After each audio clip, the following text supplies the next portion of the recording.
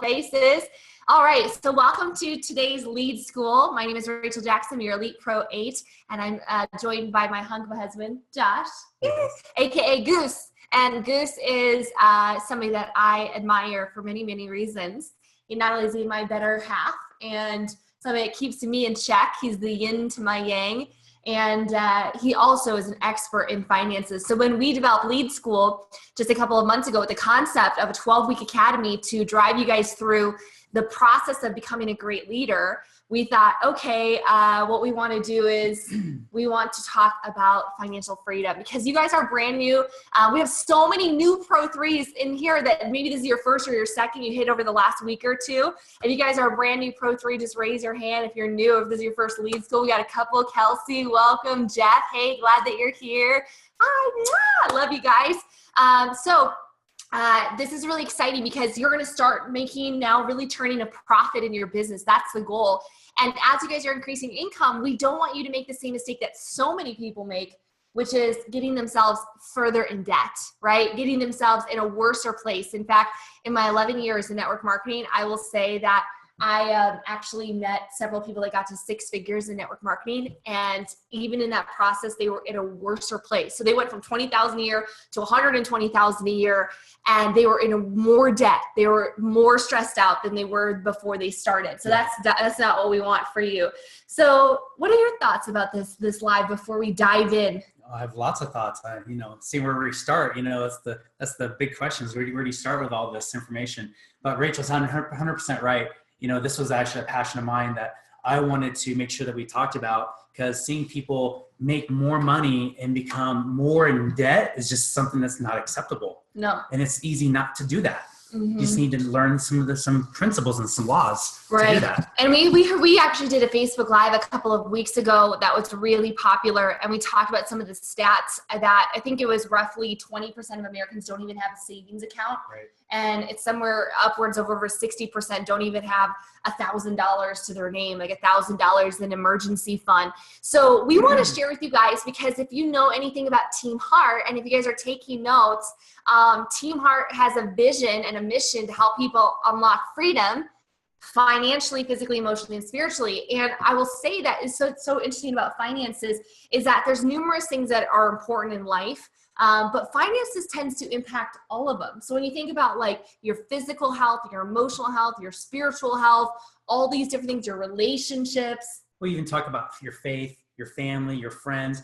Finances is obviously way down at the bottom, but that one thing can really affect everything else all the way up to the top. Right. So if you don't have your finances in check and in order, it can really hinder all these other things that mean more to you. Yep. And so we are teaching this, guys, because we want to teach you how to live the life that God has destined you for. Because we know, guys, that when you're not consumed by debt and the frustration of running to pay bills and living paycheck to paycheck, then finally, instead of spending every day thinking about bills, you can actually do what your calling is. So first off, we're going to do a little bit of an exercise. We all have a philosophy about money, and we've made a lot of mistakes about money.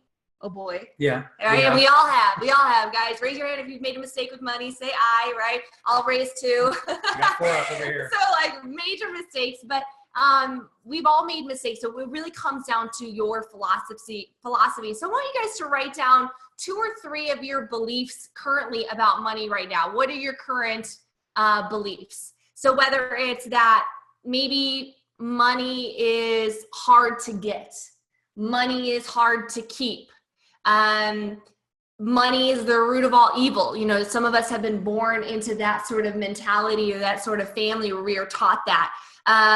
What are some other philosophies? If I only make a little bit more money. Yeah, we'll get to that. Right? Yeah. Then all my problems will be solved. Write down a couple of your beliefs about finances right now. And we made some mistakes. Woo. So everything we talk about here is not going to be, complex or hard to do. It's just things that maybe you just don't realize, you don't plan for. There's, obviously we don't, in schools, they don't teach us finance and how the laws of money, how to use principles of money to, further your purpose, as Rachel mentions. But you can find a lot of these principles in various books like, Susie Orman, Robert Kiyosaki, he'll teach you how to make money.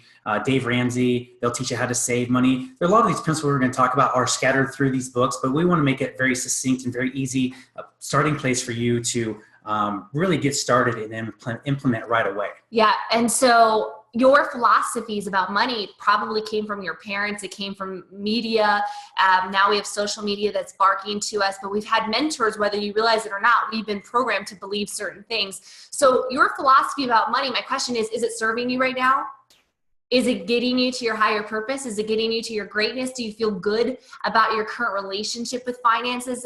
Is money your servant, or are you a slave to it? Tell us about a really strong philosophy about money. Well, the first thing, money should be a tool. Like a hammer is a tool.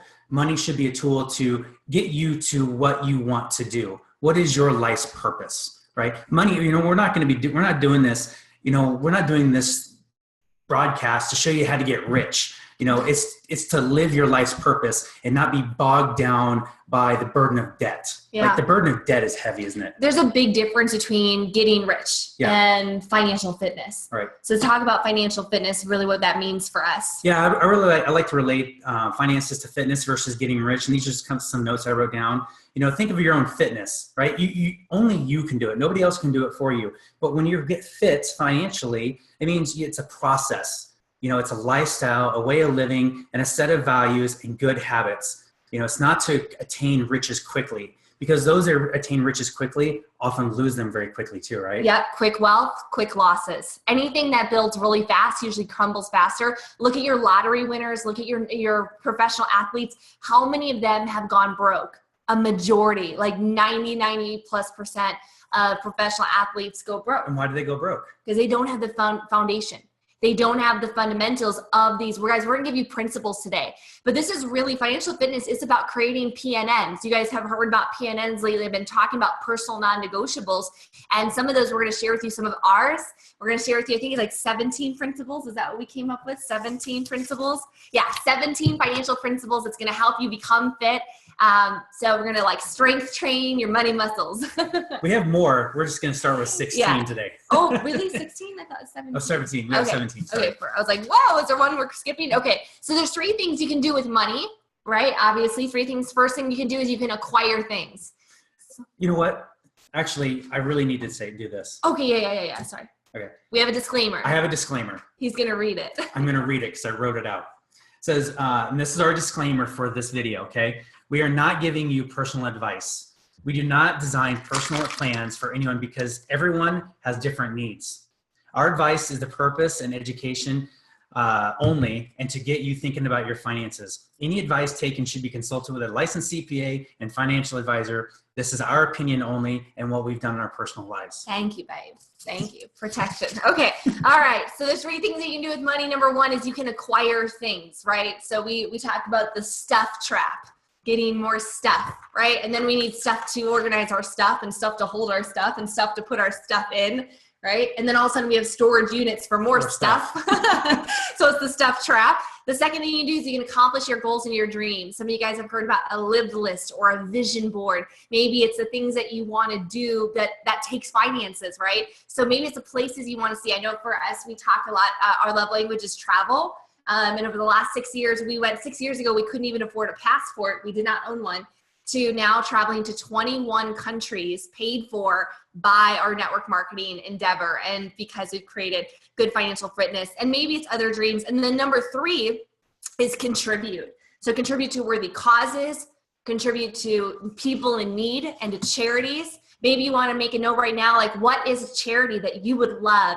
When on your deathbed or after you pass, your legacy, what's the little notch that you're going to leave in the universe? What's the little dent, if you can leave a dent? Like we all are here for 80, maybe for a tandem 100 years, hopefully. And so what is that 100 years going to mean? What is the dent that you're going to leave? So write down any worthy causes or charities that you are inspired by. Yeah, there's so much the world needs. And some of it's going to intersect with what your passions and desires are. And that's what we want to see. Yeah. So I want you guys to take a moment just to write down this question. What does it mean to be financially fit for you? Like, why is it vital for you to achieve financial freedom or financial fitness? And your answer is going to be your answer. You know, we go through this like once a year. We went through a huge brainstorm once with Tony Robbins, and he had a great book called Mastering the Money Game. Mastering the Game? Money? What's it called? Mastering the Game. Mastering the Game? Yeah. Yeah, by Tony. Yeah. So we went through his first few chapters, and he actually walks you through this, but this is something you can write down right now. Like, what does it mean if you're financially fit? You know, Becky, if you're financially fit, Alyssa, what does that mean for you? Does it mean, like, for us, it's not owing anything to anybody? Like, so not like owing a soul, not having any single debt. And if we did decide to like have a small debt on something, it's because we have more than exponentially enough we could pay it off at any given second. So, cause sometimes borrowing money is cheap, but no debt, no real debt, no consumer debt. What about passive income? How much in passive income? Write it down. Do you need on a monthly basis? And you know what this means, like for the lifestyle you want to live, not right now, like maybe right now, maybe it's $3,500 a month or $4,000 a month to pay your bills or $5,000 a month to pay your bills. But maybe the lifestyle you want, you're like, oh no, I'm going to need about $20,000 a month in passive income, you know? So thinking about that, maybe it's the dream that you want. What would you be doing if money wasn't an object? So if money wasn't a concern, if you didn't have to worry about where the next check was coming from, how would you be spending your days? So write down a couple of things right now and think about the vision of how you want to create financial fitness, and write down why is it absolutely vital for you to achieve this place and to get to this place. Write it down for a second. Is that good? Yeah, it's great. You like it? Yeah.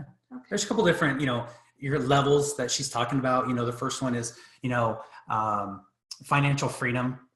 That's really, what does it take for you to live, like all your expenses, so you don't have to worry about money, your rent, electricity, food, insurance, those kind of things. That's the first level. And then she's talking about going all the way down to what's your dream life look like? How much would you need for passive income so that you could do everything you wanted to do? You didn't have to go work, trade time for dollars. And you guys can write this all out. Like some of y'all, like your dream life would be a chef or a maid or a nanny, or, maybe you'd have an arsenal of staff, like a landscaper, things like that. Like, what is that going to cost? What does your dream life look like? And some of you guys, that is not your goal. Like when I think about like your parents, they would never say a chef. Josh's dad would be like, Mert's the best chef in the world, right? His mom. And so they don't desire anything more than their 1,100 square foot house in Grants Pass, Oregon. But I promise you, and the reason why they build the business, they just signed up, upgraded a distributor, and they're a Pro 5, is that they want to give more. They want to experience more. They want to be with the grandkids. Yep. They want to travel to Oklahoma to see their 9-year-old granddaughter and to be there for Christmas, to come out to trips with us. And to not leave a burden for their family. So write that down right now. Anything else you want to say there? No, just be specific with it. And if there's something you want and you don't know how much it costs, go research it out. Yeah. A lot of times it's less than what you think it's going to be. So put a number next to the thing that you want. Don't leave that number blank. Yeah, I think having a vision, guys, a man without vision will perish. So it's really easy to overcome fear, overcome doubt, overcome a bad day. How many guys, raise your hand if you have had a bad day in network marketing? How many guys have days you'd want to quit, right? Like you're just like, God, I don't know if I can do this. It's so hard. But when you have a vision that's so clear and you're like, okay, I know where I'm going. I know it might take me several years to get there, but like it is so crystal clear for you where you're going. There's no option. Like, yeah, you might take a day off and say, you know what, I had a bad day, but you go right back to it. You're able to get out of that slump so quickly because you know why you're doing this. So that's when we talk about like really creating your why. Now, why is it that some people go broke and other people become financially well off? That's a really good question. It is a good question. Thank you. It's their mindset. Yeah. It really is. You want to talk about that right now? Yeah, okay. I do. All right. It's not about the money you make. It's not about the money you make. It's the money that you keep. Okay. So it's not about the money you make. It's the money that you keep. No matter how much you make, if you consistently spend it all, you will always be on the financial cliff. So there's people that make $1 million a year. And they spend $1 million. And they're broke. Okay. So we have our CFP, which we usually have a meeting with him like every 2-3 months. Mm-hmm. And he'll mention, not names. He'll say, like, I have clients that make $50,000 a month and they save $1,500. And because it's not about the money, guys, it's the money that you keep. And there's a mindset when it comes to making money that there's people that make $30,000 a year. And if you were to poll people that make $30,000 a year, what would solve your issues? What would they say?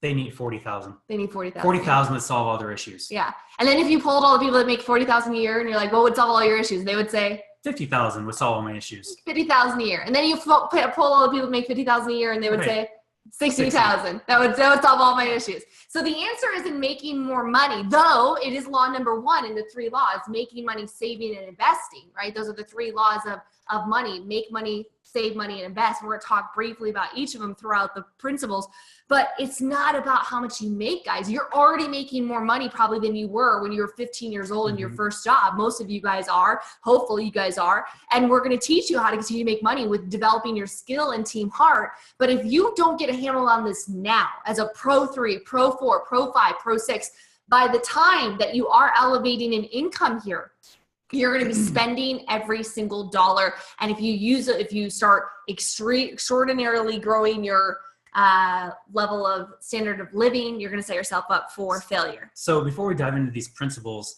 let's talk about kind of the philosophy of these principles. Yeah. Like why do we have principles? Yeah, I want to talk about, we'll do these at the end. Okay, cool. That's network marketing specific, right? Yeah. Okay, cool. So, we designed these principles, we wrote these principles out because if you live by them, you will see prosperity. You will see wealth. You will, regardless of your background, your education, or experiences, they will come. That's a guarantee. There are laws. And if you follow the laws, then, you're going to reap your rewards. Mm-hmm. But, for the other hand, if those who don't, for whatever reason, they don't implement these principles, they'll always struggle financially. Mm-hmm. Absolutely. What else? Knowing isn't enough. You must understand them and live them every day. Yeah. Guys, knowledge is power, but only when you take action, because, faith without works is dead. So let's talk about the principles. We're going to go through 17 today. 17, these aren't the only principles, but these are ones that we live by, that we have developed from mentors. Several of our mentors, guys, make over $10 million a year. One of our mentors has a business that does $166 million a year. And so these are people we have gotten into their inner circles, have been in their hotel rooms, have had dinners with, have done private coaching with, and they have taught us the philosophies about money. And what is crazy is that you'll be shocked at some of them and the way that we live. So first off, we go into what we just talked about, principle number 1, and I just mentioned it. It's not about the money you make, it's the money that you keep. But there's an important aspect of this, and this is about paying yourself first and saving what you pay first. Right. Yeah. So I think this is really big, guys, is that most people have a philosophy of like those $50,000 a month earners that are saving $1,500 a month. And where 95% of people live all the time is that they take all their money in, they pay all their bills, they spend the rest, and then they say, okay, I'll save whatever is left. So what happens is it's get the money in, pay tax, all this sort of stuff, bills, life, crisis, indulge, and then I'll save whatever is remaining. Guess how much is remaining?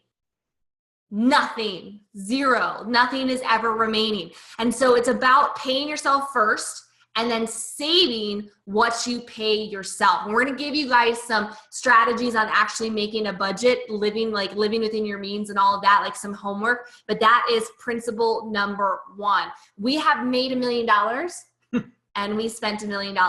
We have made $140,000 a month, and guess how much we spent? Probably $144,000. Like, I mean, seriously, and you might say, oh gosh, when I get to $100,000 a month, I'm not going to spend it all. Oh, yes, you will.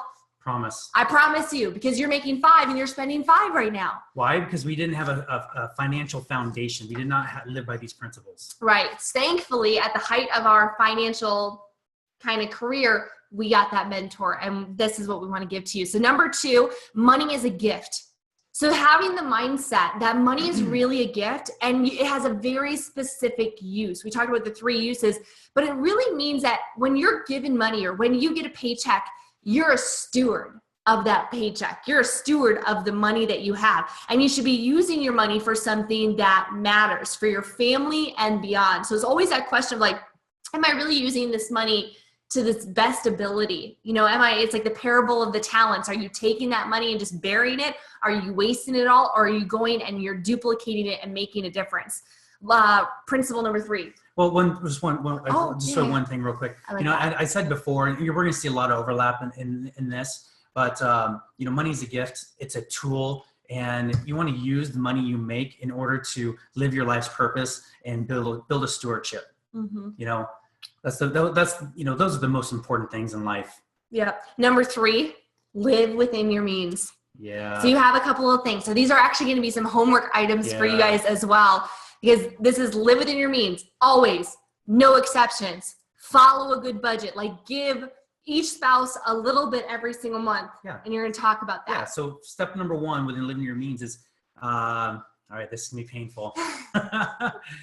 Go to your bank statements online, pull up the last 90 days, print those out, and go line by line and highlight every single thing on there that was not needed, right? I had somebody do this, and they came back after 90 days and they realized they were spending $600 a month at Starbucks. Whoa. Right. That's a lot of coffee. Yeah. That's a lot of pesticides. We have Axio. $6 doesn't seem like a lot, but when you go once, twice a day, it adds up really fast. Really, really, really fast. So the second thing I want you need to do, and if you don't have, is open a savings account. Mm-hmm. Okay. And really, I mean, they should have a business account at this point, probably getting a business account, not commingling funds, and then having a business savings so they can put money in there, right? Yeah, sure. Cool. Yeah. Number 3, Rachel said it, pay yourself 10% of your income. So I want you guys to push yourself to start at 10%. If you're making $500 a month with LifeVantage, just putting $50 from your LifeVantage check into your savings and then not touching it. That's not an additional checking account. You're not accessible to that. You're putting at least 10% there. Some of you guys who are part-time, you can live off of your current job income. You should be able to, like you were before. And then now you have your LifeVantage income. So you might be able to take a majority of that and actually put that into savings, right? And then we'll talk about tithing and taxes as well. Yeah, so after you're done with 1 and 2, obviously 2 and 3, opening savings account, paying yourself 10%, then and only then pay your bills. Mm-hmm. Okay, so save, pay yourself, then pay your bills. Mm-hmm. And that includes credit card debt, which we'll go over. Stay tuned, we'll go over that as well. And we're going to be talking about tithing here in a second, but I feel like this is just missing one thing. So you get your money in, you got to tithe 10%, you got to put money for taxes, then you got to save. That's right? for the business, right? Yes. Yeah, that's what we're talking to business owners. So this is important, guys. So you want it. Can you get her really quick? So my 10-and-a-half-year-old bulldog will scratch at my door until she's allowed into the room. Hi, Maddie. Welcome.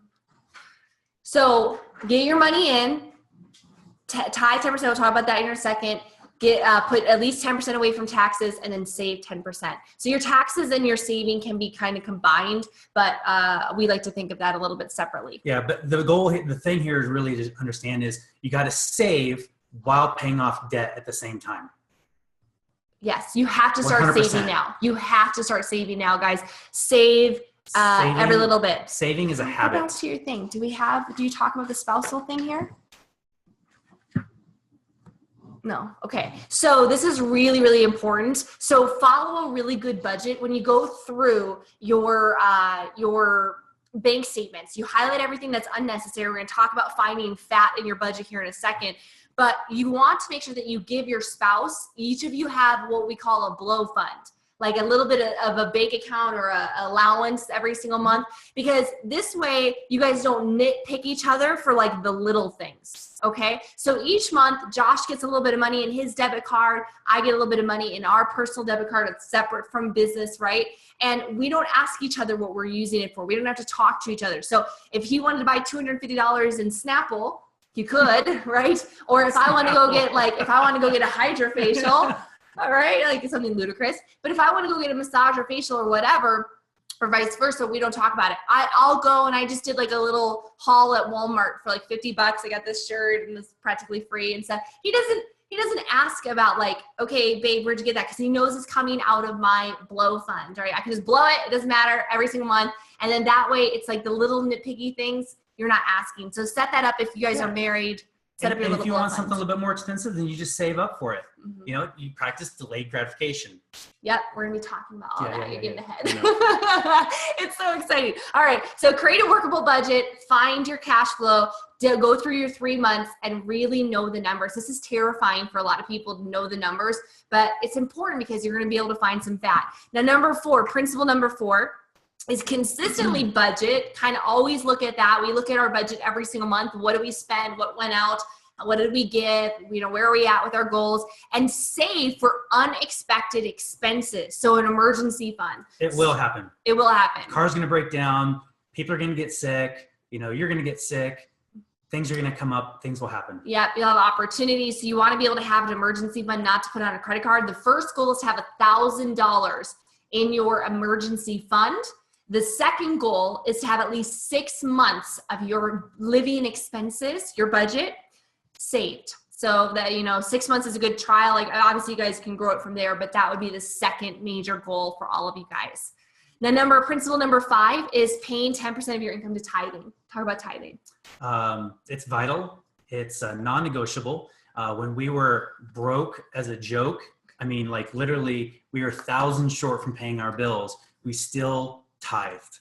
It was a non-negotiable that we decided on, that we consistently did every single month. Because when you giving puts you in the mindset of abundance and puts any financial worries in their proper perspective. Mm-hmm. Okay, so it should not be limited to just tithing, but the Bible categorizes tithing as tithing and offerings. Guys, there's times where it didn't make sense that we weren't homeless. We should have been homeless. We should have been on food stamps. There were several times where it was really, really, really bad. And I believe that tithing protected, and tithing creates and elevates your influence. There's a lot of books on tithing out there. If you don't like to use the word tithing, give to charity. It's a philosophy. Billionaires do it, and there's a reason. So it puts your mindset in abundance. Absolutely did it. The Bible categorizes you have tithing and then you have offerings. Mm-hmm. So don't just stop at tithing, guys. As you're getting into this, like give your offerings, right? And for specific purposes. And we have some good resources on that. Number 6, financially fit people are avid readers. They're avid readers. They consistently invest in themselves, not only reading about financial leadership, financial stability, but also improving their skills, their experience, their knowledge, their ability. Like they're always growing. And this is a part of Lead School, is talking about developing a personal growth plan. If you guys desire to create financial fitness, like you need to learn. If some of this is kind of like foreign or scratchy to you, like, oh my gosh, it's making my brain numb. We're going to talk about a payoff debt method here in a second, how you guys can become debt free in less than 3 years. And if this is so overwhelming, guys, start to go read, like go to Barnes & Noble, head over to Amazon. Like there's a ton of books. We might not agree with every single thing that's taught in them. Like we're not a fan of mutual funds. Like I think Tony's book talks about that as well, that they're like the biggest scam ever. And there's other people that love mutual funds that talk about them. But there's principles and philosophies that you can learn out there. Number 7. Prosper where you're planted. So invest in yourself. Mm-hmm. So talk about that. All right.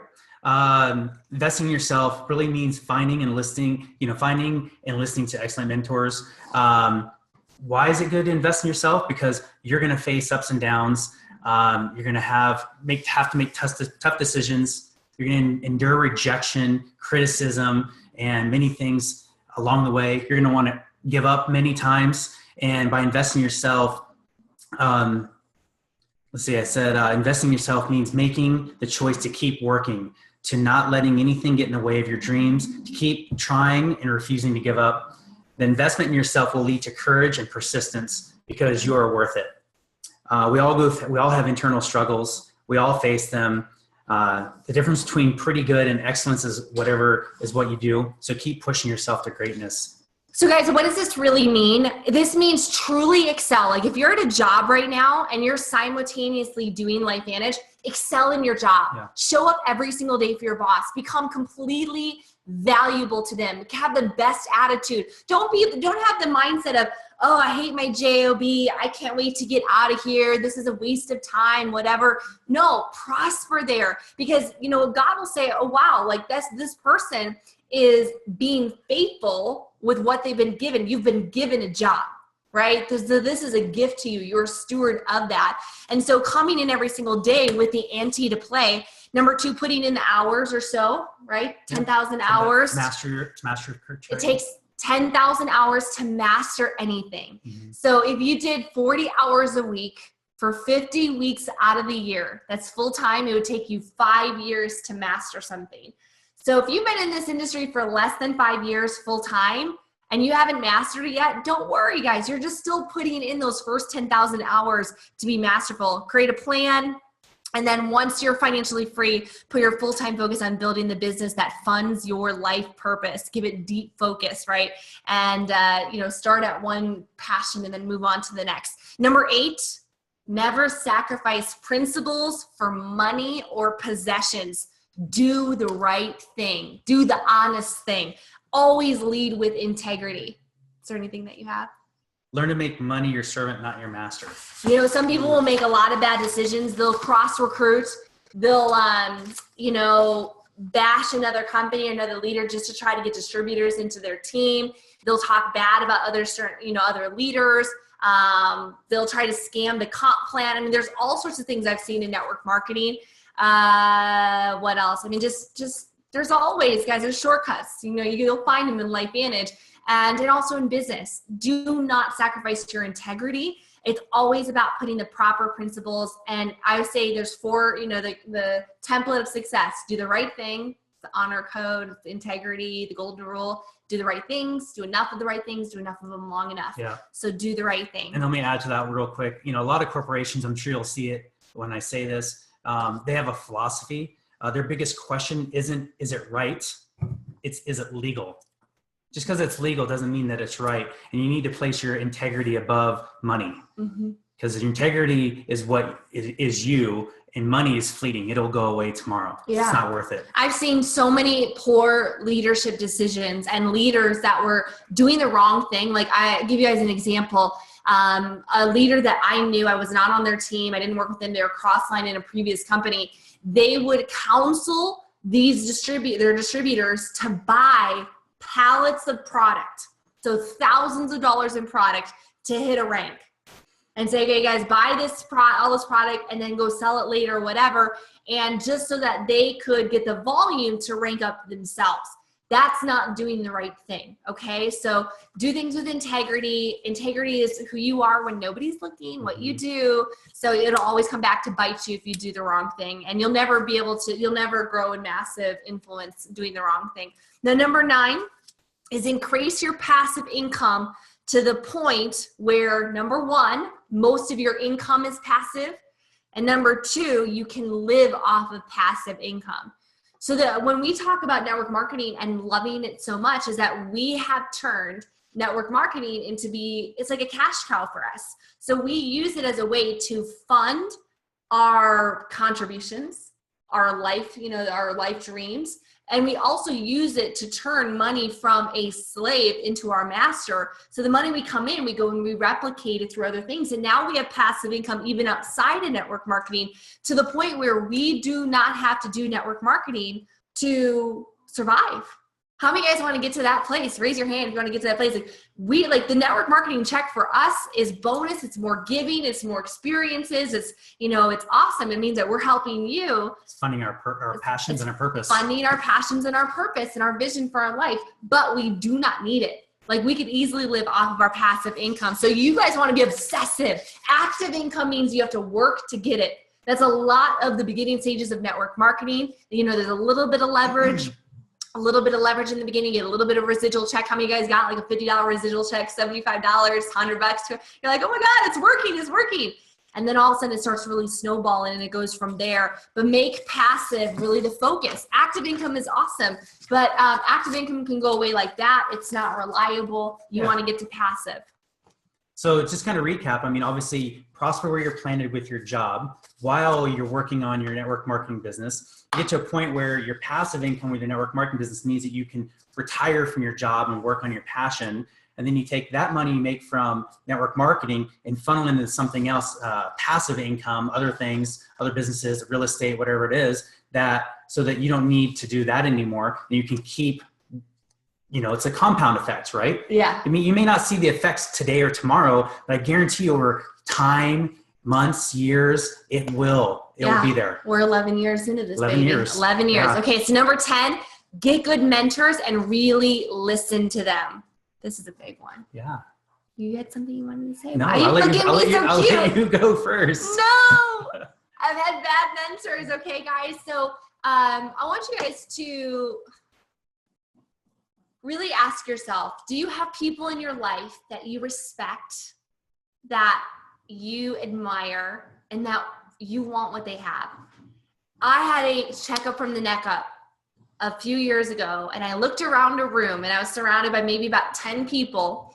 And I said, I do not want their health. I do not want their businesses. I do not want their finances. And I certainly don't want their marriages and their spiritual life. It was like the 5 X's, right? And so I'm like, I got to get out of this room. I'm in the wrong room. Okay. So you have to think about, like, who are you surrounding yourself? Who are you taking advice from? Is it Uncle Joe who said, oh yeah, you should do this? Or is it some guy that's always hitting you up for some really quick investments in fast cash? Or, it was so funny. We had friends of ours tell us, never buy mobile homes. They're a horrible investment. And here we are, we're like, mobile homes are a great investment. So if you do it the right thing. The application for this is write a list of the people that you've taken financial advice from, or advice on the kids, or whatever category, all the categories she mentioned, and cross out all the people that you would not want to emulate their finances, and circle all the ones that you would. Correct. So you don't need to. They may give you advice, and you'd be like, okay, it's you nod and be nice, but I wouldn't take it. Yeah. I'm very wary of taking advice from people who don't have the same worldview as us and the same philosophies. So make sure you guys just take, people offer you something, say, thank you so much for sharing that. It doesn't mean that you have to take it. Number 11 is use your money productively, putting it where it will bring you back more than what you put in, rather than non-productively. Our CFP says, he has a phrase, he says, every dollar you spend kills its ability to replicate. So write that down. Every dollar you spend kills its ability to replicate. The best investment is in yourself. The best investment is yourself in your own business. So you want to wisely and appropriately use some of your savings to increase your business, your assets, and your returns. So what does this really work in network marketing? Number 1 is personal growth. So investing in the book, investing in the course, investing in the seminar, right? Number 2 is the events, never missing a LifeVantage event, making the sacrifices, taking money out of savings. Like, guys, that is a good thing. Why? Because you can take that money, right? You invest $1,000 to go to a convention, and then you go and you replicate that. You turn $1,000 investment to $10,000 or $20,000 this year because you raised your skill, your belief, your attitudes. You got around positive people. Maybe you learned some things. So events are critical. And then number 3, this is big for you guys in Lead School, is creating a budget for gifts and recognition. So for instance, every single time that and I apologize if I've ever missed somebody here. I do my best. But I've set up a budget. I'm going to grab it for you guys. On my personally enrolled. Now, this does not have to be your budget. I'm just giving you guys some ideas. So if you personally enroll a distributor in your team and they go Pro 1 or 2, maybe you buy them and send them a card. So that's like $3 or $4, right? Some time and whatever, $3 or $4. If they hit Pro 3, maybe a card and like a book or a journal, or, I've given some beautiful bracelets or things like that. Number 4, now I have dollar amounts. Pro 4, $50. Pro 5, $75. Pro 6, $150. Pro 7, $500, and then a Pro 8, a Louis Vuitton. So when I enroll somebody and they go Pro 8, they're getting a Louis from me, okay? So I have that as a personally enrolled gift budget. So then it doesn't become like, oh, okay, you know, Sarah just hit Pro 4. Congratulations, Sarah, Rockstar McGee. And then I'm like, oh, you know, I really want to get her this. But, you know, like, you know, I like it, or she's going to really like it. Like, no, I have to look for something inside my $50 budget. This is, you guys might think that this is anal, but you, like, some of you guys are such givers. I'm a giver. All my money would be either under my mattress or buying presents for everybody, like, and buying dinners for everybody. Like, it's so awful. Like, I'd give everybody my money. So I have to do this to keep on track. And it also helps for me to tell Josh, like, I get an idea of how much I'm spending per month based on an average of how many ranks I'm breaking. Yeah. So, you know, you have your budget, but then you got to take what your budget is and then look at your previous month on what you spent, look at the actual. You know, that's a proper business. You have your budget and your actual, and see where they line up. And if you're actual and over your budget, you got to look at and examine why. You know, is it a one-time expense or is it more than what you thought it was going to be? Right. So if I average $250 a month set aside for gifts every month, because I personally enroll a lot and then rank advancing a lot of leaders, but I have one month where it's $750. It's really easy to go back and say, oh, well, I broke a Pro 7, I broke up 2 Pro 6s and a Pro 4 in my personally enrolled. So I went way over my budget, but it was a one-time expense. Okay. So I think this is really important, recognition and gifts. We're going to tell you what not to spend money on your team here at the end, but these are things that really go a long way. People, they come for the money and they stay for the feeling. How many guys love gifts? How many guys love being recognized? How many guys love feeling important? A heartfelt, handwritten card. My first business was greeting cards. For 4.5 years, I was in a greeting card company and a gift company. And some of the best philosophies that have helped me succeed have been learning the ability to send out love and to, you know, what you send out, you get back. So sending out appreciation. I know the shareables online are great. The shareables online are awesome. But I really implore you guys to take a little bit of your money to set it aside for your team. You know, you guys go break 4 Pro 1s on your team this month. What is it? 4 cards, right? And that probably made you probably made a couple $100 off of that. Go take $5 each and send them a card. Okay. It's the little things in life that are super, super important, but you got to create a budget for it. So number 11 was use your money productively. Number 12 is build up savings for the things you want to buy later. So what's the worst way to buy something you want? Credit. I want it now. It's like Veruca Salt. I want it now. So what do you do? Swipe, I'll pay for it later with interest. And Visa, Uncle MasterCard. That's the worst way to buy things. Don't do it. Don't do it. So the next thing is, if you want something, save up and buy it, right? Yeah. So one of the hardest things for me, and I'm a very spontaneous spender. I would say that we're both spenders in different ways, but I'm more of the spender. He's a bit more of the saver.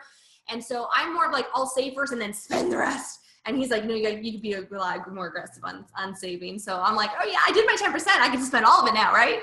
And so when I want something, I want it now, and I want to buy it now. And it's been very tempting. There's been times where we've used store credit cards or things like that, or financing from Ashley Furniture. And guys, when you start doing the math on them, it's not good. Here's what you want to do. You want to practice frugality, practice patience, practice, and also to prevent you from making a decision in haste. Ooh. We had a friend that almost bought an $80,000 vehicle this week. And we have been pouring into him financial fitness for years. And I think the old him, he would have. Oh. He would have bought that car. Before. He did. Yeah, you're right. He did. And then he bought the $8,000 watch. He bought the, all these toys. And then he had to sell them when things got hard.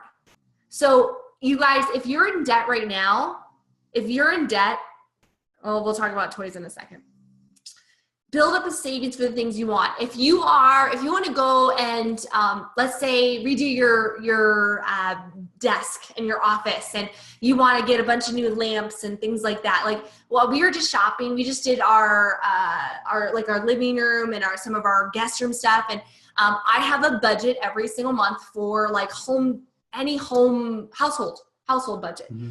And so I went in and I bought a new coffee table and I bought a new side table, but I really wanted a giant mirror. There was this huge mirror and it was so awesome, but it was outside of what we would normally spend in a month. So I waited. It sucks. Like I'm waiting, like I'll go get it next month. Could I buy it? Yes. Could I just take money out of savings? Yes. But that doesn't make you a 2%er. Guys, that doesn't make you financially free. Like I'm not going to put it on a credit card. Like I'll wait till I have that money set aside. And also, it also has made me realize like, maybe I'll find something better. So this is what it's created for me. Like I become a researcher. I go look for a better deal. I don't go buy the immediate thing that I want. Like it took me 8 months to pick out plates, like our actual like flatware in our house, because I want to make sure it was the right one, that I wouldn't get sick of it. I didn't want to just buy like some cheap thing, whatever. And I bought really expensive, really lovely plates off of Mikasa. So guys, just create that diligence of saving up for the things that you want to buy and pay cash. When you pay cash for them, there's a sense of like just this fulfillment. I have a chair that's across from me right now. Some of you guys have seen it. It's my wing-backed leopard chair. It was an antique. It was refinished. It was like $700. And I looked at that baby for 6 months before I bought it at an antique store. It could have been gone. It could have gone. And then, I guess it wasn't meant to be. But I had to go, that was 6 years ago. I had to go make the money before I went and I bought it. Well, we have a 24-hour rule too. Yeah. If we decide we want something, we wait 24 hours. Do we really want this? And then we examine, does buying this go with our what our purpose is? Yeah. Or does it not? Does it take us further away from our purpose, or does it bring us closer to our purpose that we have written down? Mm-hmm. So, and if we're not sure about something, we're like, I'm not sure. The answer is always no. If we don't love it, it's always no. And I'll tell you guys, we can afford to do our entire house in Restoration Hardware and Pottery Barn and all these Ethan Allen. Like we can afford to go. There's tons of luxury places around us. I still go to the discount stores because I found a Restoration Hardware knockoff coffee table that was $279. It's like quarter of the price. $279. No, the real one's $1,600. So, I mean, is it gonna? I hope it lasts as long. We'll see. But like to me, I'm like, I can go and invest that $1,300 difference in something that's way more productive. Okay. That's why I'm wearing a $3 Walmart tank top right now. Okay. So number 13 is get rid of debt. Do not use credit cards to build your credit. Do never use the cash payday loans ever. They're like 3,000% interest. Do not get in that trap. Don't do that. Oh my God. And so you want to actually do a little bit of we call it the roll down method. Well, first of all, I like, you got some good stuff. I have a little saying, right? That you've been using a little bit. Yeah, I do. Because I kind of got it from here. They talk about bankruptcy and financial ruin. I heard this quote a long time ago. It's always stuck with me. Financial ruin will come slowly at first and then rapidly. Right? How does somebody go bankrupt? Very slowly and then very rapidly. Okay. So finances, I tell her, finances are, this is a great example. Finances are like snowflakes. One snowflake won't hurt you, but soon they add up and they'll become an avalanche without you realizing it. Mm-hmm. Absolutely. They start to weigh on you. It's the compound effect. Either debt can work against you or savings can work for you. Right. You get to choose. Are you a multiplier for yourself or are you a multiplier for somebody else? Are your choices making somebody else rich? That furniture store owner, that car dealership owner, that, the Lexus brand or whatever, or the nail salon owner, or are you multiplying your family's future and potential and your purpose? Yeah. Think of it this way. If you have credit card debt, you're an asset for your bank. You are your bank's asset. Yeah, and your own liability. Yeah. All right, let's talk about the roll down method. I'm gonna move. Once you talk about what the roll down method is. Hi guys. All right, so the roll down method is pretty cool. So this is a way that you guys, how many of you guys want to pay off all your bills or all your credit cards? How many of you guys want to become debt free? How many of you guys want the peace of mind of not owning anything to anybody? How many of you guys love Josh? Isn't he so cute? How many of you guys love Team Heart? Woo! Do you love Team Heart? Guys, you will learn that we have a very contrarian message. Most network marketers, I'm going to tell you guys, this is actually a very much a recruiting kind of premise for me. is most network marketing leaders will tell you to go buy the car, buy the boat, get the house, you deserve it, splurge, buy all this sort of stuff. That's what network marketing leaders, I will never tell you that. They want you to go out and get in more debt, to have more stress so that you work harder. Guys, we're not here for you guys to work harder. We're not here for you guys to become in bondage. You mean the vision board doesn't bring financial success? I mean, I'm sorry.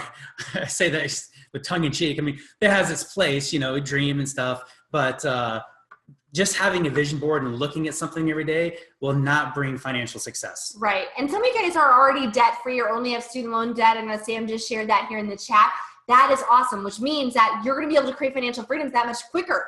But the good news is if you're in debt right now, if you're in credit card debt, you have a student loan or a car loan or whatever, even a house note, you can become debt-free 100% very, very quickly. So Josh is going to go us through the roll down method. Well, first, while I'm setting this up, talk about kind of the budget and finding fat real quick. Okay, so the first thing you want to do we're still in law number or principle number 13, get rid of debt, is you want to find fat in your budget. Okay, so you want to find in that 3 months of bank statements, I want you guys to have several different colors of markers or highlighters. You could have your monthly bills, your residual bills can be like yellow. You can have the fat things that you can remove out of your budget be purple. You can have green, like one-time things, whatever. And so you want to find things that are unnecessary spending, okay?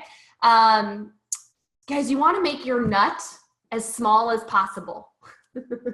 You want to make your nut as small as possible. Usually poor decisions are made when you have a lot of outstanding obligations, okay?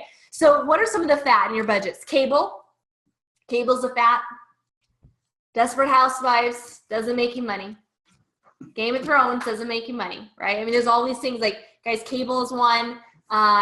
If you guys are in debt, you don't deserve cable. Like, I mean, that's just where it comes down. Like, that is a luxury. Cable is a luxury. You need to start looking at some of the things that you're doing as luxury.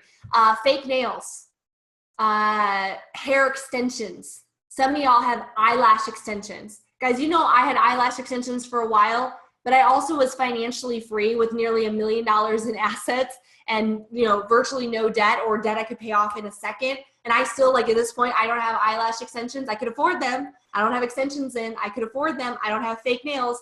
Y'all like that? This is au naturel. I rarely even get pedicures. I have my own toenails done right now. Starbucks lattes, gas station runs, convenience stores, 7-Elevens, Walmart runs. Walmart's the $100 store. Costco runs. Costco's $100. The $400 store. $400 store. Bars, going out to eat. Ooh, how many of you guys, you're going to have to go through your budget. All purple, all going out to eat, all those, fast food runs and just, that is a luxury. 50 years ago, you know how often your parents went out to eat? Like once a month, maybe. Like, I mean, it was such a rare thing. It was such a treat to go out to eat. Right. The new Coach purse, the new Michael Kors purse, another pair of black shoes. Some of you guys, like, you go and you know, there's a few things I spend money on in the shoes because if you buy good ones, they'll last forever. But some of you guys buy like the cheap Payless shoes. You go buy your 16th pair of black shoes and you got 15 pairs just like it at home and they're falling apart. I'll tell you guys, years from now, you're going to be really glad that you weren't spending, $1,500 on nails and $1,000 on hair or eyelashes, or, some of you guys are spending $500 a month going out to eat. You add that into a year, $6,000 a year. Think of what that could do for you. So you want to find the fat in your budget. I would say the average fat we find is about 500, but we're going to use a minimum example of 350. Yep. Because a lot of you guys also, you can use this with your LifeVantage income, but I want you to find the fat. Alyssa will talk about spouses here at the end as some homework for you guys. Okay. So, and if you guys are overweight and you're eating out, let's be clear. Not only hurting your financial freedom, but you're also hurting your waistline. You're hurting your health. If you guys have high blood pressure, and I understand that there's like some good healthy eats. You can go get a salad bar. Like, But I'm just saying, like, at some point you have to say, like, is this really serving me? Is this really getting us closer to our goals? So let's go through the roll down method. Yeah. So as I go through this, I want you guys to realize what Rachel's saying. Take it to heart, because if you want your finances to change, something has to change with your finances. Okay. And as I go through this, I'm going to talk about credit cards, but you could add on down here after you get done through this, you could add on here, your auto, you could talk, your home or your student loans. Okay. And then once you get a debt, you can take this exact same method I'm going to show you and apply it towards your savings and other income producing assets. Okay. So what I want you to do is grab a piece of paper, and I want you to write down your credit card, your name for your credit card, like a Visa. I want you to pull out your bank statement and write down what your minimum payment is. So that'll come on your account statement, guys. So if your Visa card, it'll say the minimum payment, like $25 or whatever, write that down in column 2. Yep. So minimum payment here in column 2. Column 3, I want you to write down what your balance is. Okay. So your chart is going to be all of your credit cards. And if you want to add your other loans here, minimums, and then balance, and then have a 4th column for months. And we'll go through that here in a second. Yep. So take your first one, and I want you to arrange them so that your balances, the smallest balance is on top. Okay. Smallest to largest. So roll down, and you write down the 350 at top, because we're going to add that into the FAT. So write down the number you find in FAT. Some of you guys are going to find $700 a month in FAT. Some of you guys are going to find $1,000 a month in FAT. Some of you guys are going to find $225 a month. We're going to just use the example of $350 a month. Some of y'all are, because you're eating out so much, you guys have a full pantry and a full freezer and a full fridge. You guys are going to be able to eat out of your pantry and fridge for like weeks. Who has more than one freezer? Anybody have more than one fridge? Three freezers? 4? A couple of you guys, yeah. Right, so you guys will be able to eat out of the food. You'll make some really crazy concoctions towards the end. You'll be like, I'm eating tuna salad, right? Rice Krispies and, canned, canned asparagus or something. Okay, so the first one, we're just going to use this as an example, Visa. Okay, so your Visa, in my example I did. Here, I'll put it up, Lev, so you can stand.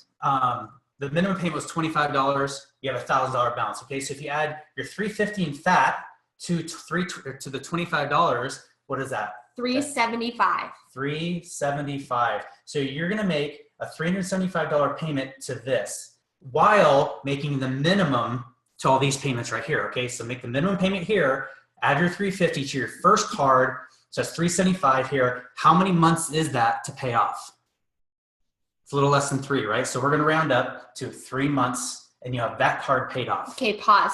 So what we did, we took the FAT and the minimum payment combined, paid down the balance of Visa number 1, and we did it in 3 months. You're still paying these, right? And guys, some of you guys are commenting, oh, I don't have debt, no CC debt ever. Fantastic. You'll find FAT, right, Becky? You'll find FAT in your budget, and that means you'll be able to save even more aggressively using this mindset, okay?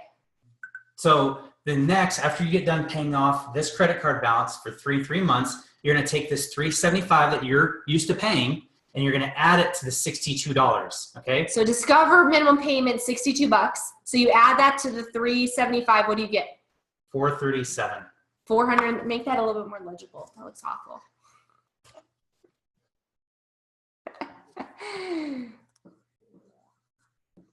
Okay, awesome. And in how many months will it take you for $437 a month? How many months will it take you to pay off Discover? About 5.5. So we're going to say 6 months. So round up. It'll take you 6 months paid off. So now at the end of 9 months, you've paid off Visa and you've paid off Discover, right? And now you have $437 extra in your budget every single month. Most people, if they do even start anything like this, they pay off a credit card, they just continue to spend that money. Don't spend that money, guys. We can go down, roll down. So after 6 months, you're going to take this $437 and you're going to add it to your minimum payment on your Amex, American Express, and that's going to be $562. So you're going to take that payment, put $562 a month toward your American Express $5,000 balance, and then you'll have that paid off in 9 months. Mm-hmm. And now finally here, we've been doing this now for about a little over a year now, year and a half. So now we go to the MasterCard, the big one, right? The big card. And we now have total of $775 a month because we've taken all the fat, all the minimum payments, right? We've paid off 1, paid off 2, paid off 3. Now we're on the last one. So all that combined, $775 a month, an $8,500 balance. How many months does it take? 11 months. And so in how time from start to finish, how many months is that to pay off all of your debt? 30 months. Write it down. No, up here. Oh yeah, because you have 30 months, guys. How would it feel that in 30 months from now, you have 0 credit card debt? Now you can do this on anything. You can do this on student loans. You can do this on auto. You can do this on your home.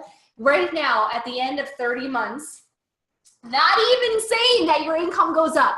This is not even saying that you guys are Pro 4, Pro 5, Pro 6, Pro 7, Pro 8, Pro 9, right? We're not even talking about raising your income here. We're talking about finding fat in your budget and paying off debt.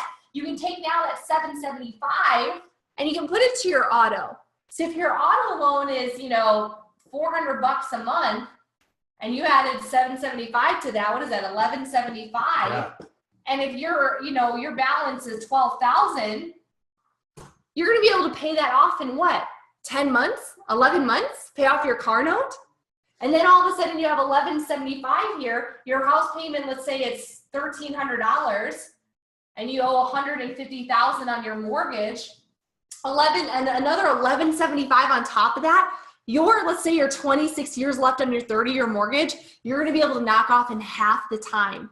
In 10 years from now, you'll be mortgage free. You have no mortgage. Your house is completely paid for. Right.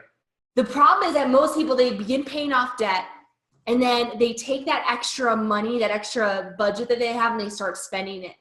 They don't save it. They don't, do all that. Now, remember one thing we said, you got to save while you pay off debt. This is really important, is that if you guys have debt, some of you guys want to just go all in and just pay off debt, but you don't save, you don't create an emergency fund. That is a big, big, big no-no, because emergencies are going to happen. You need to do this while saving, while putting at least 10% away for saving. Right. Now, think you do this, you're debt-free. You've been saving at the same time. Now you take the same money as your debt-free and you start putting it toward an income-producing asset that now pays you interest. So it's about $24.75 a month. That's $30,000 a year that you guys were putting into nails, hair, Consumer debt. I feel like going out to eat, even though we have food at the house, like things like that. Now you have $30,000 a year. You know what $30,000 a year could do? It's a down payment for a rental property. It's a down payment for a rental property. You can go almost anywhere in the United States and buy a rental property for less than $150,000, a little 3-bedroom, 2-bath, and you can start making your money work for you. Hey, scoot, nutty, scoot. Is this working for you guys at all? Is this helpful for you at all? We're going to answer some questions here at the end. I think you took my notes too. Okay, cool. Are you guys liking this? Tell me in the chat if this is helpful to any of you guys. Any of you guys are like excited to go find your fat, to find the extra useless spending that isn't replicating for you. All right, so that was principle number 13. Use the roll down method. Don't use credit cards to build your credit.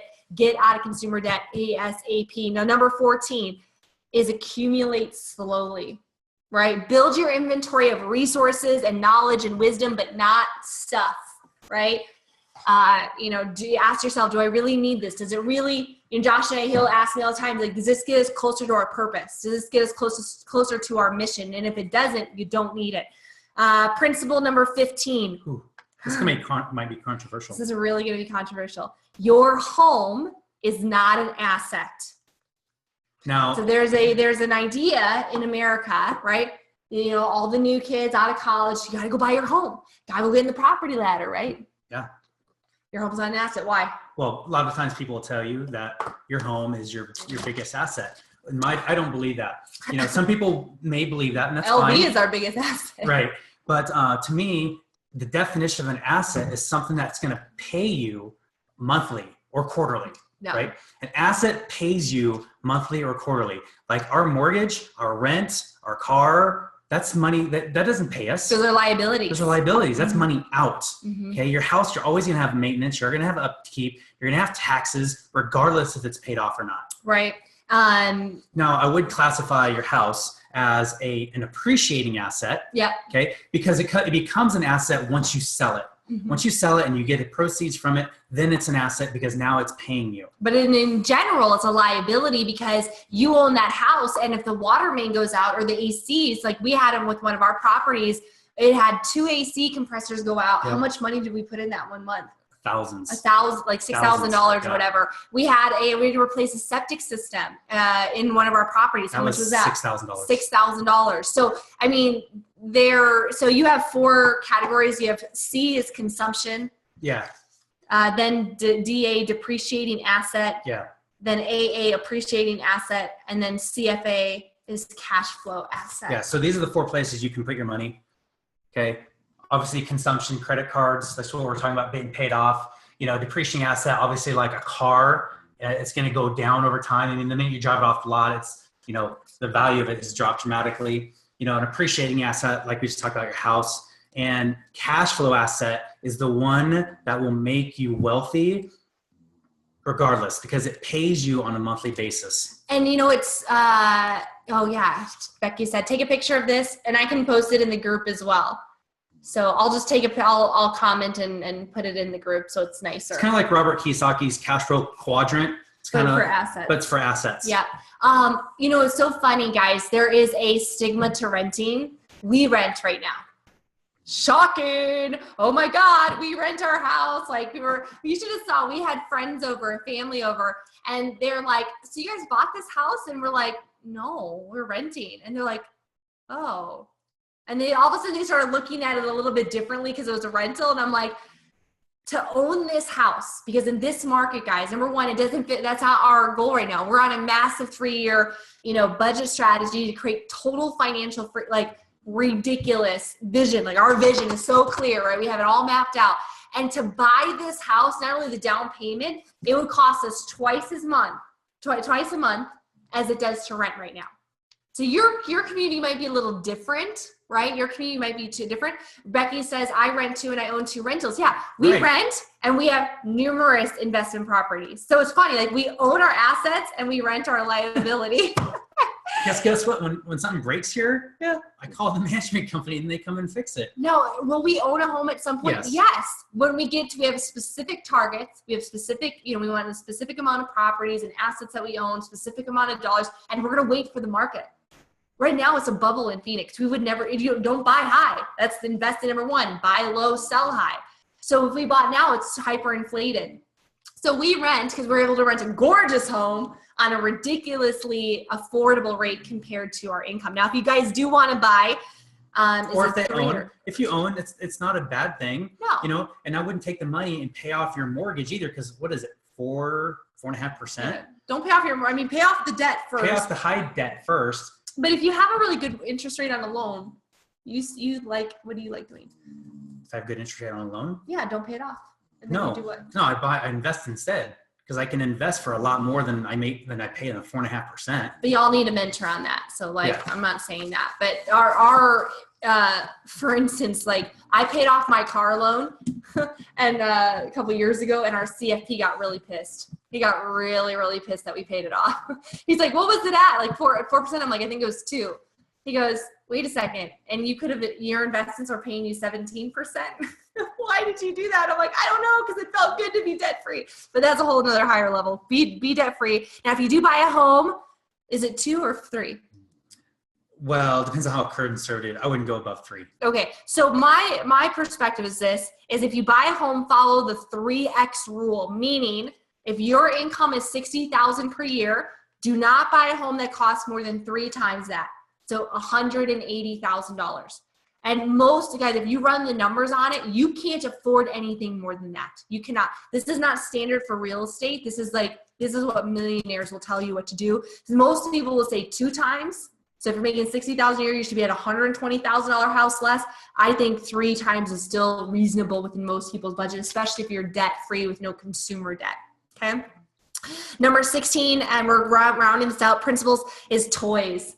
This has to go with this. This goes along with eating out. This goes along with nails and hair and, black shoes and all sorts of stuff. If you are not financially fit and you have a bunch of toys, you know what I'm talking about with toys, right? it means that you don't really deserve them. You don't really deserve them, and that's hard. You're leveraging savings or debt on the wrong things. Once your debts are paid, once you have savings and you're following these principles, then you can go buy a few new toys. But if you got the boat, you got the motorhome, you got this, that, and you're up to your eyeballs in debt, or you have zero savings, you have zero emergency fund, you don't deserve this yet. Get out, get financially fit, then go buy the toy, go enjoy the toy. I would love a jet ski. Yeah. But we don't have one yet. We don't have one yet. Well, we could put a budget for that. Set aside a little money every month. We have, buy it in cash. We have a 3-year plan that we are very serious about. Yeah, so super aggressive. So like for us, the 3-year plan, like, or jet ski. No, Yeah. The 3-year plan is way better. Okay, number 17, get right with God.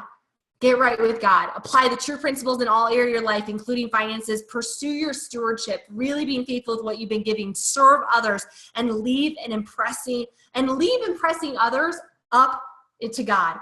Leave your reputation to God's hands. So much of what we do is we're trying to impress somebody else. You know, we're buying the new clothes for convention. Please, dear God, do not buy new clothes for convention. Nobody cares. Nobody will remember what you wear. I promise you this. Nobody will remember. Do not get into it. Now, if you have no debt and you have a ton of savings, you're financially fit, and you just spend an enjoyable hour and 20 minutes of your time so far, then go buy the new clothes. I can afford to go buy new clothes. I don't always do it. Sometimes, and you guys would be shocked at where I shop. I shop at secondhand stores sometimes.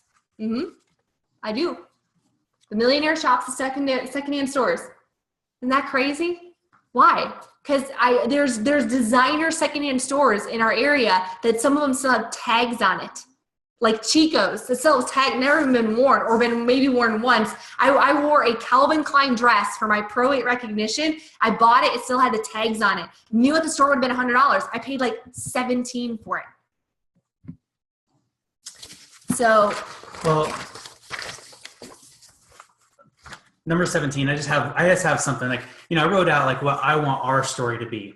okay. Think that's good? Yeah, I like it. I mean, really this is what I want. At the end of the day, when we're done and past, in our funeral, what I want our story to be. And this is what I wrote out, preparing for this.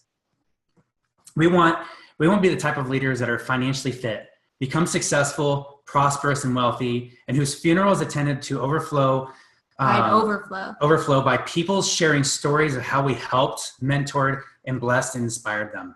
What do you want your story to be? What do you want your legacy? Is it the stuff? Is it the toys?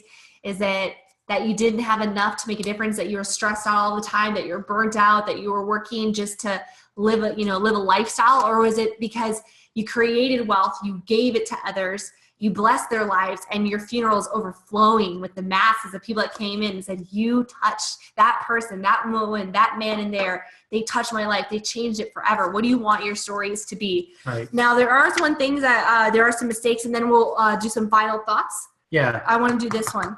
Okay. The 5 mistakes that network Yes. marketers make, and then we'll go into final thoughts, and then we'll do Q&A. So I know this is really long, guys, but this is important. We could have spent like a day on this with y'all, going through your debt, your budget, all sorts of stuff. So you got homework. So what do you think is the biggest mistakes new and veteran leaders make in network marketing as they make more money? So these are the pitfalls you guys want to avoid. Number 1 is not saving. They increase their income, but also their standard of living.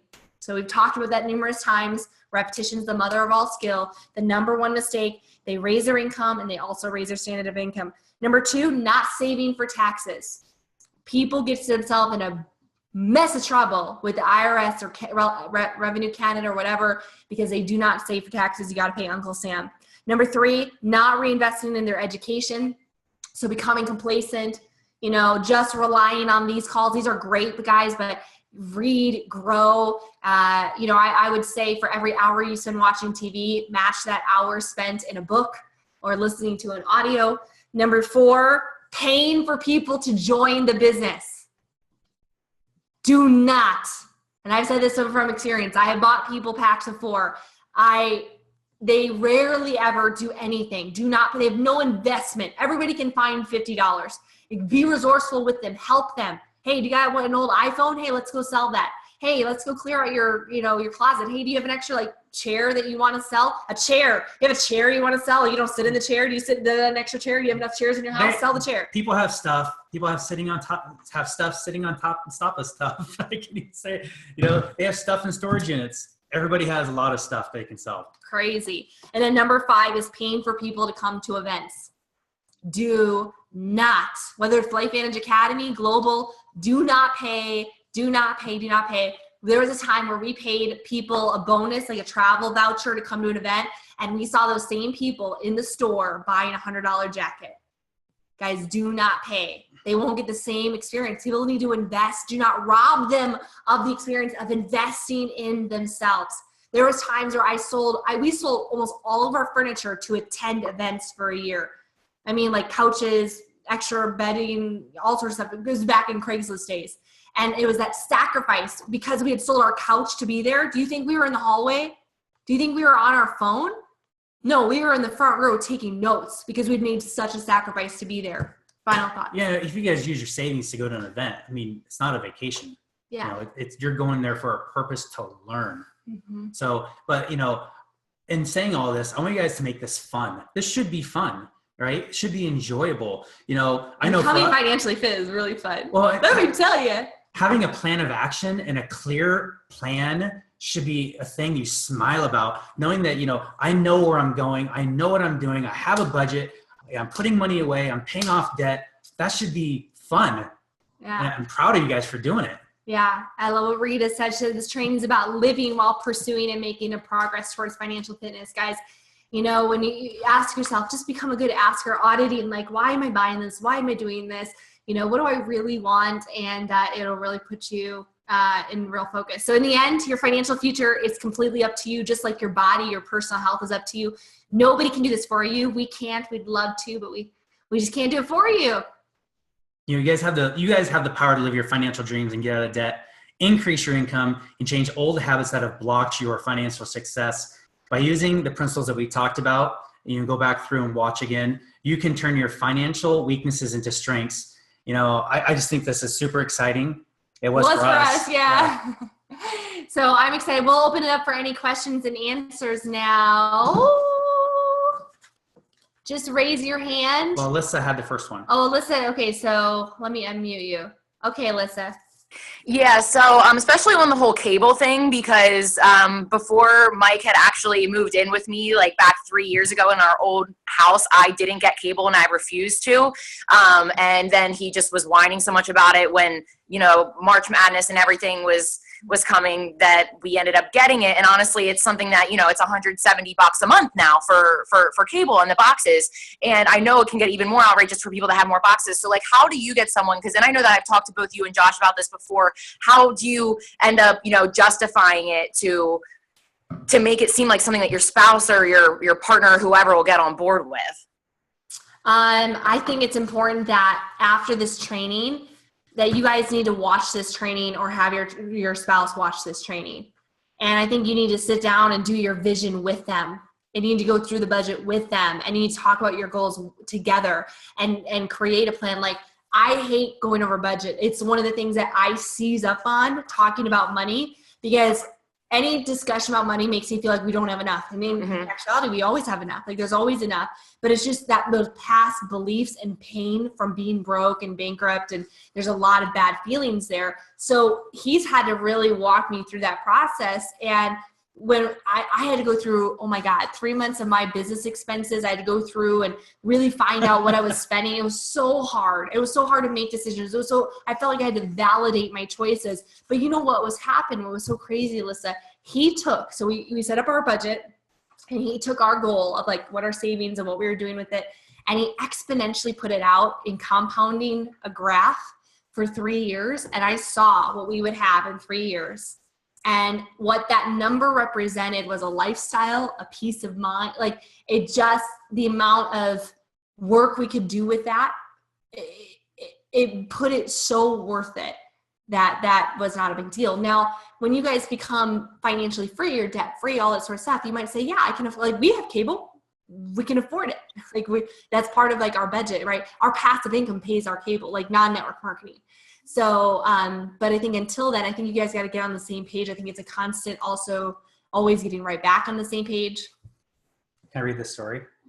How long is it? Oh, it's just a couple paragraphs. Yeah, read it. So, and I'm not saying to do this. This is just, your situation brought up a story that I recently read and I had to go find real quick. It says, a wise mentor once counseled a man about his financial struggles, and the man said he couldn't make and follow a budget because always led to a fight with his wife.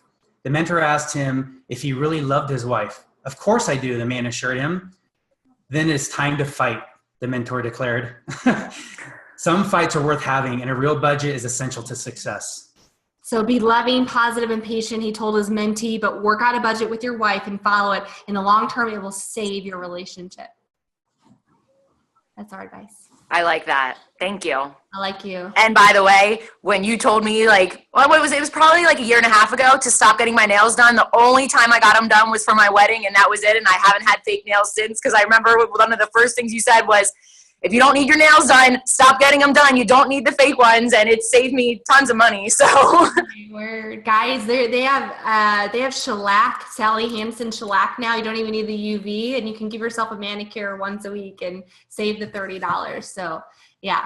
And now, if you guys are debt free, enjoy. You guys, if you're listening to this, you're like, oh my God, this sounds so restrictive. I'm talking to people that that are not financially fit. But if you're financially fit, you can do those things. Look, everybody has a budget. Billionaires have budgets. Mm-hmm. A billionaire cannot go and just spend all the money they want everywhere they want and pay everyone's bills. They would go broke, right? So everybody has a budget that they live by. Mm-hmm. Absolutely. So you guys are going to find some fat in yours for sure. And you're going to find some things that you can definitely negotiate against.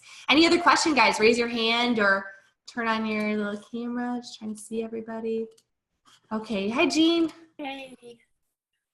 Okay. Do you have a spreadsheet? Because my husband and I have done budgets after budgets, and we're doing Excel, and we try to figure it out, and it just it's hard to follow, hard to put your stuff in every month. I mean, do you have a program that you use that works well for you? I have two different things. I have one, I've used in the past. I've used QuickBooks Online. If you're versed in that, if you're a green personality type, and you like that kind of stuff, okay. That way you can put in, what your budget is, and then you can, you put in your chart of accounts and you have your actual profit and loss. Yeah, but if you're not that way, I have a simple spreadsheet I've used for years where I put in our income, like I put down LifeVantage, I put all of our income, and I add that up, and then I go and I list down all of our personal expenses, and then I list all of our business expenses. 1 sec. Okay. So I just asked him if he could make a generic version of that, and he said yes. Yay. So, but it's I just didn't want to putting you on the spot. Yeah. So, I list our debits underneath it, and then I have a total at the bottom. It's really simple, but I can't look at what our budget was versus what our actual was. So depends on how detailed you want to be with it. Right. Yeah, we try. We've looked at doing the Dave Ramsey, the envelope thing and all that, and we did that. Oh gosh. I'm not a fan of the envelope thing. We live in 2017. Made me crazy. Yeah, it worked for we did groceries. I tried to do that and some play money, and after about a month, we were like, I can't do this. So, and that is the part. We get it all laid out, but then we don't. Then we go back to the actual and see where we try to do that like a 90-day plan to see where we were, overspending, didn't calculate the right amount for groceries or whatever. And so I was just curious. That would be helpful, whatever you have. It's always, as you're doing this, it's always good to go back and look at last month's, print out your last month's bank statements and compare it to what you had. Right. You need to do that for a while until you get up to speed on, hey, I know what I spend every month. Right. If you guys end up doing 3 things, it'll probably solve all your issues. Number 1 is tithe, right? It's getting right in the kingdom of God. Number 2 is paying yourself first and saving it. And number 3 is finding the debt and using the roll down. So if you guys do those 3 things, you're going to be obviously playing in the financial kingdom. You're going to be able to you're saving some money, right? And then you're going to be able to cut out some fat. and then the budget will come. It's something you got to work on. But he'll put up something that he uses and just give him a day or so, and he'll make a generic one that could be used for Team Heart. So Thank you. great. Any other questions, comments, compliments, concerns?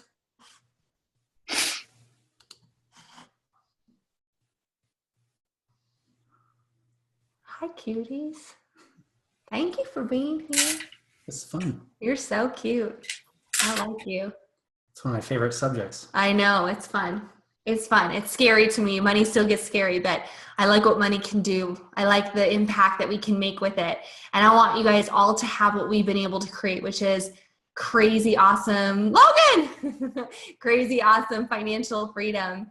We want you guys just to have that peace of mind to not be so consumed by how am I going to make the bills? Are we going to have enough? Like, I want you guys to be able to go, Gene, I want you to be able to go to any store and be like, I can go buy whatever groceries I want because you're so financially free. I want you guys to go into any restaurant and order off the right side of the, or the left side of the menu, not the right side of the menu. I want you to order the steak because you want the steak and not the side salad because that's all you can afford. I want you guys to be able to go on incredible trips and bring your kids to them and not put it on credit cards, but to pay cash for everything. And I want you guys to not only go to Disneyland, but go to like the VIP experience where you don't wait in any of the lines and you stay in like the best part of the place and you have all these extra excursions. And that's like a $10,000 trip, but I want that for you. And I want that for your kids and for your grandkids. So if you guys have any questions at all, head us up on Lead School. I love all the kiddos too. They're so great. If you guys have any questions, please let us know. Thank you, Josh. Give him a little hoopla, like, woo, thank you for everything. You rock. And we love you guys. Guys, so tonight we have 2 Zooms. We have Zoom 1, Zoom 2. So the US and Canada markets. There are LifeVantage overviews. We have Marilee and Tara on the first one. And we have me and Tara on the second one. So let's pack them out. If you guys are not having a group of people at your house watching, which I think is crazy, you guys should get people coming in. If you guys are not doing the presentations yourself, at least get 5 people on tonight. Let's absolutely crush them out. And then tomorrow, kind of a busy week of calls, so I apologize. Tomorrow is our convention call. So it's going to be at 7 Eastern, 4 Pacific. We're going to be on the typical 515 line. And we're going to go over how to prep for convention. I'll share some budget saving strategies for convention as well. And then what to expect, what the workshops, going in with the right mindset, how to also maximize the store. So if you guys are coming out there with a little budget to buy some things, where to spend, what to buy, that'll be really helpful for our international people as well that are coming and buying contraband products and bringing it back to their country. So love you guys, appreciate you. Please do me a favor, go over to the Lead School Facebook group. Let me know the #1 thing that you got. Blow up that group because there's a lot of people that missed today's call. So we want to make sure that they feel like, oh my God, I missed something special. All right, appreciate you, love you. Thank you so much. Bye. Bye guys.